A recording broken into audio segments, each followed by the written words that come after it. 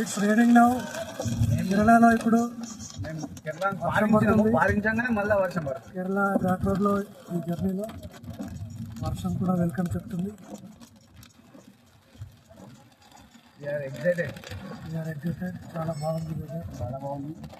మస్తు ఇల్లు సార్, ఏముంది ఉన్నాయా ఇదో రోడ్డు కూడా ఎంత నీట్ ఉంది, మంచిగా ఉంది.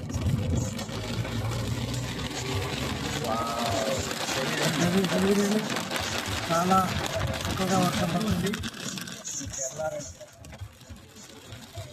ఈరోజు 11/1/2025 ఈవినింగ్ 4:55 కేరళలో వర్షం స్టార్ట్ అయింది.